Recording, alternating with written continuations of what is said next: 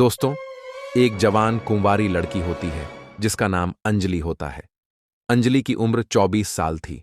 एक दिन वह अपने पिता से कहती है कि पापा जी, मुझे कुत्ता चाहिए। मुझे कुत्ता पालना है। आप मुझे कहीं से कुत्ता लाकर दे दीजिए।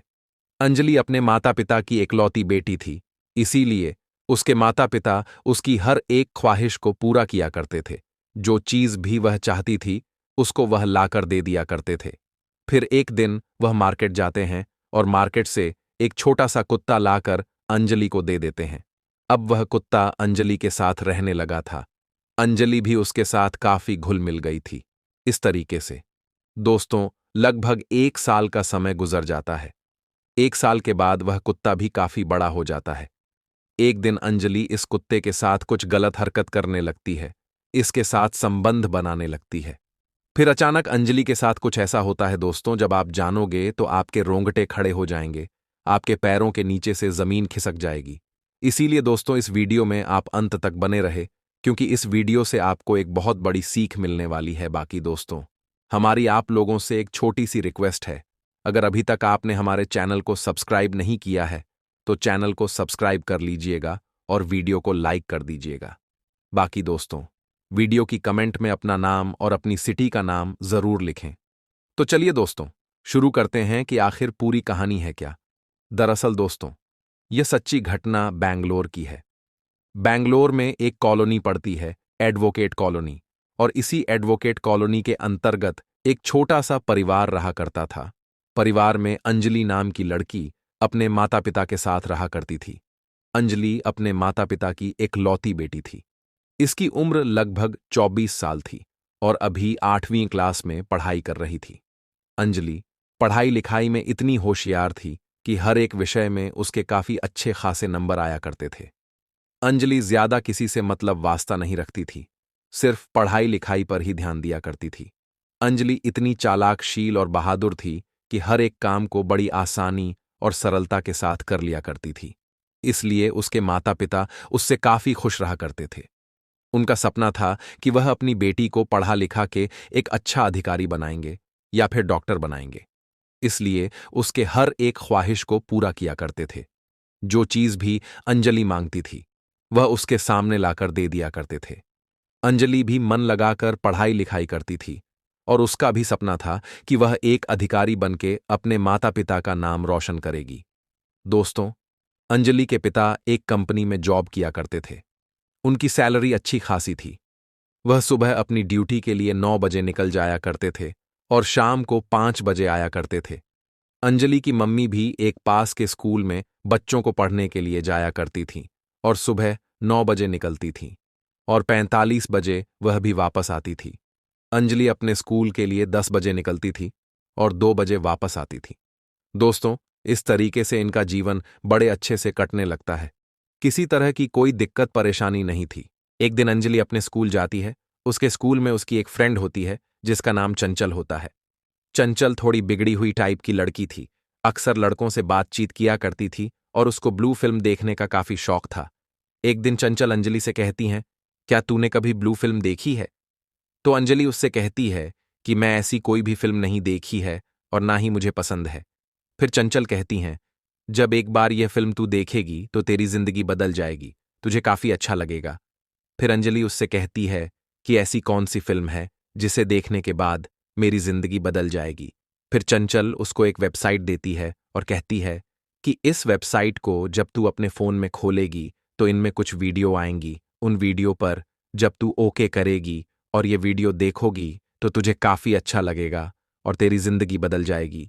फिर चंचल वह वेबसाइट उसको दे देती है। अंजलि उस वेबसाइट को लेके अपने घर चली जाती है। रात का समय होता है। ये लोग खाना अपना सब खाते हैं। अंजलि अपना होमवर्क करती है और अपने कमरे में चली जाती है। जब सोने के लिए जाती है तो उसे याद आता है कि उसकी फ्रेंड चंचल ने एक वेबसाइट बताई थी। फिर उस वेबसाइट को वह अपने फोन में उसे देखने के बाद वह दंग रह जाती है। फिर एक वीडियो पर वह क्लिक करती है। अंजलि उस वीडियो को देखने लगती है। वह काफी उत्तेजित हो रही थी। उसका दिमाग खराब हो रहा था, लेकिन वह कर भी क्या सकती थी। अकेली थी, इसलिए वह 1 घंटे तक यह वीडियो देखती है और फिर सो जाती है। दोस्तों, अंजलि अगले दिन स्कूल जाती है। अपनी फ्रेंड चंचल को डांटने लगती है और कहती है कि ये तूने कैसी वेबसाइट मुझे बताई थी, इसमें तो काफी गंदी गंदी वीडियो है, मुझे बिल्कुल भी अच्छा नहीं लगा है। फिर चंचल उसको समझती है। वह कहती है कि जब तू ये वीडियो रोज देखेगी तुझे बहुत अच्छा लगेगा, तेरा रोज मन करेगा इन वीडियो को देखने के लिए। फिर अंजलि वहां से चली जाती है। फिर इस तरीके स्कूल खत्म होता है। फिर शाम का समय होता है। खाना पना खाती है, अपने माता पिता के साथ और अपने कमरे में जाती है और लगभग 2 घंटे तक इन वीडियो को देखती है। अब अंजलि का यह रोज का काम हो चुका था। अंजलि को अब इन वीडियो को देखने की आदत पड़ चुकी थी। इस तरीके से लगभग 6 महीने का समय गुजर जाता है। 6 महीने के समय गुजरने के बाद उसका जो कुत्ता था वह काफी बड़ा हो चुका था। एक दिन अंजलि अपने कमरे में लेटी हुई ब्लू फिल्म देख रही थी। उसको काफी उत्तेजना हो रही थी, उससे बर्दाश्त नहीं हो रही थी। फिर वह अपने कुत्ते के पास जाती है और कुत्ते को पकड़कर अपने कमरे लेकर आ जाती है। फिर उसके साथ वह छेड़छाड़ करने लगती है। लेकिन दोस्तों, वह तो कुत्ता ही था, वह कर भी क्या सकता था। फिर अंजलि के दिमाग में एक प्लान आता है। वह सोचती है कि अपनी फ्रेंड चंचल से वह कहेगी कि किसी लड़के से दोस्ती कराने के लिए। फिर अंजलि अगले दिन अपने स्कूल जाती है और अपनी फ्रेंड चंचल से मिलती है और उससे कहती है कि मुझे किसी लड़के से दोस्ती करनी है। तेरी जानकारी में अगर कोई लड़का है तो मेरी दोस्ती करवा दे। फिर चंचल अपने फोन से सुरेश का नंबर निकालती है। सुरेश का नंबर वह अंजलि को दे देती है और कहती है कि इस लड़के से मेरा नाम बता देना, यह समझ जाएगा। उस लड़के की उम्र लगभग 25 साल था। फिर अंजलि उस नंबर को लेकर अपने घर पर आ जाती है। रात का समय होता है, खाना पीना खाती है। फिर यह अपने कमरे में सोने के लिए चली जाती है। लगभग 11 बजे के करीब अंजलि उस नंबर पर कॉल लगा देती है। फिर उधर से सुरेश नाम का लड़का फोन उठाता है और कहता है, कौन? तो अंजलि कहती है कि मेरा नाम अंजलि है और आपका नंबर मुझे चंचल ने दिया है। फिर वह लड़का समझ चुका था कि अंजलि उससे दोस्ती करना चाहती है। फिर सुरेश इससे बात करने लगते हैं और बात बात में इससे दोस्ती कर लेता है। अब अंजलि की और सुरेश की बात रोज लगातार चलने लगी थी। सुरेश अंजलि से घंटों घंटों बातें किया करता था। इस तरीके से दोस्तों लगभग 1 महीने का समय गुजर जाता है। एक दिन सुरेश अंजलि से कहता है कि मैं आपसे अकेले में मिलना चाहता हूं। मेरा मन कर रहा है, मेरी इच्छा कर रही है आपसे मिलने की। अच्छा, अंजलि तो पहले से ही तैयार थी कि सुरेश कब उसको बोले। मिलने के लिए वह खुशी के मारे उछल उठती है और सुरेश से कहती है कि जब मुझे मौका मिलेगा मैं आपको फोन कर दूंगी और आप मेरे घर पर आ जाना। एक दिन अंजलि के पिता अपनी ड्यूटी गए हुए थे और उसकी मम्मी भी स्कूल चली गई थी। अच्छा, उस दिन अंजलि अपने स्कूल नहीं जाती है, घर पर ही रहती है। अंजलि सुरेश को फोन करती है और कहती है कि अब तुम मेरे पास आ सकते हो, मुझसे मिलने के लिए घर पर कोई नहीं है, मैं तुम्हारा इंतजार कर रही हूं। फिर 1 घंटे के अंदर सुरेश अंजलि के घर पर आ जाता है। अंजलि उसको नाश्ता पानी करवाती है और फिर इसके बाद सुरेश इसके साथ छेड़छाड़ शुरू कर देता है, अश्लील हरकतें करने लगता है। अच्छा, अंजलि विरोध नहीं कर रही थी, वह तो चाहती थी कि सुरेश उसके साथ कुछ करे। फिर सुरेश और अंजलि कमरे में चले जाते हैं और थोड़ी देर के बाद उसके शरीर से एक एक कपड़े उतारने लगता है और अपने कपड़े भी उतार के वह दोनों नग्न हो जाते हैं। फिर सुरेश उसके शरीर से लिपट जाता है, उसके शरीर से इस तरह लिपटता है कि उसकी हालत खराब हो रही थी। वह सोच रही थी कि कब सुरेश उसके साथ संबंध बनाएगा। फिर थोड़ी देर के बाद सुरेश इसके साथ शारीरिक संबंध बनाने लगता है। सुरेश लगभग 1 घंटे तक अंजलि के साथ संबंध बनाता और थक कर लेट जाता है। दोस्तों, इस तरीके से अंजलि को जब भी मौका मिलता था वह सुरेश को अपने घर पर बुलाया करती थी और उसके साथ शारीरिक संबंध बनाया करती थी। लगभग 2-3 महीने का समय गुजर जाता है। अंजलि के पड़ोसियों को कुछ शक हो जाता है अंजलि के ऊपर कि जब अंजलि के माता पिता नहीं होते हैं तो एक लड़का इससे मिलने के लिए आता है और घंटों घंटा इससे मिलकर जाता है। फिर पड़ोसियों ने अंजलि के माता पिता से कहा कि आपके घर पर जो है, आपकी गैर मौजूदगी में एक लड़का आता है और अंजलि से घंटों घंटों मिलकर जाता है। उसके माता पिता ने यकीन नहीं किया। उन्होंने सोचा कि जब यह चीज हम अपनी आंखों से देखेंगे तभी हम यकीन करेंगे। अंजलि के माता पिता ने प्लान बनाया। उन्होंने सोचा कि हम अपनी अपनी ड्यूटी नहीं जाएंगे और एक पड़ोसी के घर में रुक जाएंगे। फिर ये दोनों ऑफिस जाने के लिए तैयार होते हैं और ऑफिस के लिए निकल जाते हैं। लेकिन ये दोनों ऑफिस नहीं जाते हैं, बल्कि एक पड़ोसी के घर रुक जाते हैं। फिर लगभग 2 घंटे के बाद सुरेश अंजलि के घर पर आता है और अंजलि के कमरे में चला जाता है। उसको आते हुए अंजलि के मम्मी पापा ने भी देख लिया था, इसलिए पीछे पीछे ये लोग भी चले जाते हैं। उधर सुरेश जो है जाते ही अंजलि के ऊपर टूट पड़ा था, उसके साथ शारीरिक संबंध बना रहा था। फिर अचानक दरवाजा खटकता है। जब अंजलि यह सुनती है दरवाजे की आवाज तो वह दंग रह जाती है। उसके पैरों के नीचे से जमीन खिसक जाती है। फिर वे दोनों कपड़े पहनते हैं और कपड़े पहनने के बाद अंजलि सुरेश को कहीं छुपा देती है। फिर अंजलि दरवाजा खोलती है तो उसके माता पिता उसके सामने थे। वह अपने माता पिता को देखकर दंग रह जाती है। उसके पैरों के नीचे से जमीन खिसक जाती है। वह अपने माता पिता से कहती हैं कि आप तो ड्यूटी जाने वाले थे, आज गए नहीं तो। फिर उसके पिता उसको एक थप्पड़ मारते हैं, उसको गालियां देने लगते हैं। वह कहते हैं कि तूने हमारी नाक कटवा दी है, तू हमारे पीछे क्या क्या करती है, हमें सब कुछ पता है। फिर वे उसको मारने लगते हैं और उसको गालियां देने लगते हैं। अच्छा, सुरेश जो होता है मौका देखकर इनके घर से भाग जाता है। दोस्तों, अंजलि अपने माता पिता के हाथ जोड़ने लगती है और कहती है कि मुझसे बहुत बड़ी गलती हो गई है, लास्ट बार मुझे माफ कर दीजिए, आगे से ऐसी कोई गलती नहीं होगी। फिर उसके माता पिता अंजलि को माफ कर देते हैं और कहते हैं कि अगर आगे से तूने कोई गलती की या उस लड़के को घर पर बुलाने की कोशिश की तो हमसे बुरा कोई नहीं होगा, आगे से देख लेना। दोस्तों, इस तरीके से धीरे धीरे समय कटने लगता है। अंजलि अपने स्कूल जाती थी पढ़ने के लिए और स्कूल से घर वापस आया करती थी। लगभग 2 महीने का समय और गुजर जाता है। एक दिन अंजलि सुरेश को फोन करती है और कहती है कि मैं आपसे रात में मिलना चाहती हूं। आप मुझसे रात में मिलोगे, लेकिन जब उधर से आओगे तो मार्केट से एक धारदार हथियार अपने साथ लेकर आना। आज जो मैं करने वाली हूं वह जिंदगी का सबसे बड़ा काम होगा। शायद किसी भी लड़की ने ऐसा किया होगा जो आज मैं करने वाली हूं। फिर अंजलि सुरेश को पूरी कहानी समझा देती है। सुरेश मार्केट जाता है और एक धारदार हथियार खरीद लेता है। रात के 12 बजे करीब सुरेश अंजलि के घर पर आता है।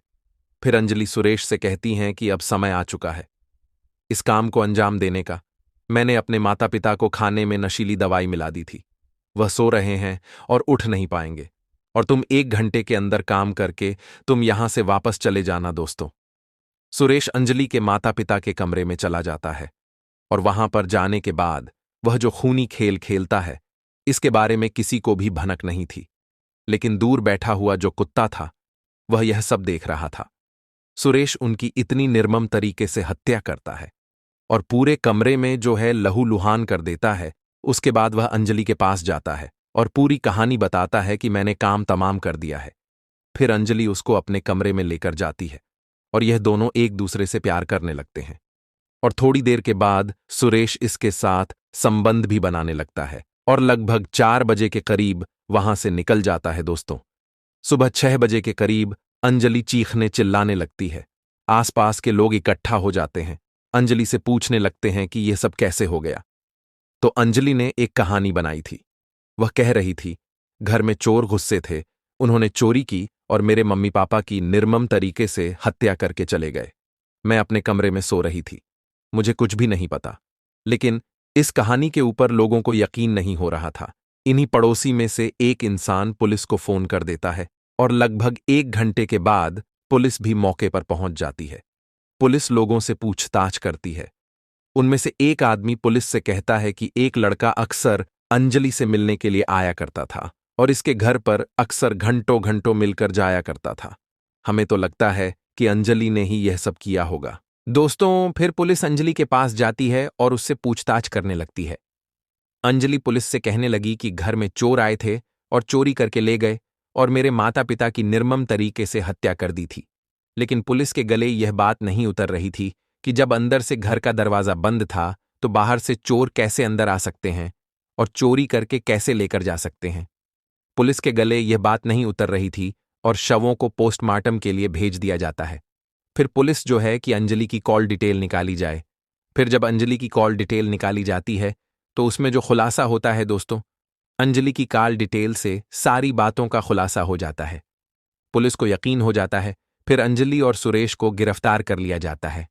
अब गिरफ्तार करने के बाद इन दोनों को थाने लेकर जाया जाता है। थाने में पूछताछ किया जाता है। शुरुआत में तो ये दोनों कुछ बताते नहीं हैं, लेकिन थोड़ी देर के बाद ये टूट जाते हैं। फिर पुलिस सख्ती से पूछताछ करती है।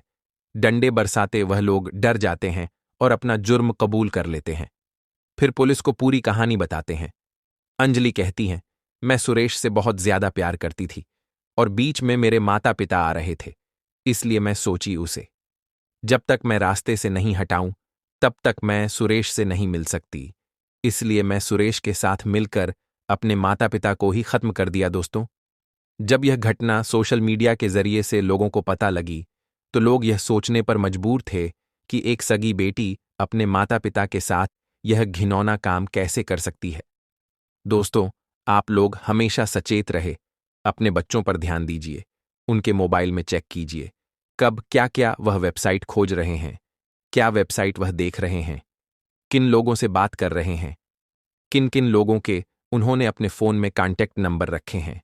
दोस्तों, अगर जब तक यह चीज आप नहीं देखोगे तो हो सकता है जो आज अंजलि ने किया है, हो सकता है आपके बच्चे भी कभी ना कभी इस तरह का काम कर सकते हैं। इसलिए आप लोग हमेशा अपने बच्चों पर ध्यान दीजिए कि वह क्या कर रहे हैं, किससे मिल रहे हैं, किससे बात कर रहे हैं, क्या क्या वीडियो अपने फोन में देख रहे हैं। हर रोज अखबार की एक नई हेडलाइन हमारी आत्मा को झकझोर देती है, कभी किसी मासूम बच्ची की निर्मम हत्या तो कभी किसी बुजुर्ग को पीट पीट कर मार देने की खबर। ऐसा लगता है जैसे इंसान की संवेदनाएं कहीं खोती जा रही हैं। हमारे ही आसपास हो रही ऐसी दिल दहला देने वाली घटनाएं बता रही हैं कि अब सिर्फ सतर्क रहना ही काफी नहीं, बल्कि हमें जागरूक, संगठित और सजग भी रहना होगा। ये दौर ऐसा है जहां भरोसे को सबसे ज्यादा चोट लग रही है, कभी रिश्तों में, कभी पड़ोस में, तो कभी समाज की चुप्पी में। आज हम ऐसे समय में जी रहे हैं जहां इंसानियत का खून हो रहा है और खबर बनकर वो खून सूख रहा है। माँ बाप अपनी बेटियों के लिए डरते हैं, बच्चे अपने घर से बाहर निकलने में झिझकते हैं और महिलाएं हर कदम पर अपने चारों ओर शक की नजर से देखती हैं। तो करना क्या है? हमें अपने परिवार को सिर्फ आर्थिक सुरक्षा नहीं, भावनात्मक सुरक्षा भी देनी होगी। हमें अपने बच्चों को सिर्फ किताबों की शिक्षा नहीं, अच्छे बुरे की पहचान और आत्मसुरक्षा की भी सीख देनी होगी। हमें पुलिस, सरकार और कानून पर भरोसा तो रखना है, लेकिन साथ ही खुद को भी जिम्मेदार समझना है। हर आवाज जो अन्याय के खिलाफ उठती है, वो एक उम्मीद है। हर व्यक्ति जो किसी को बचाता है, वो एक उदाहरण है।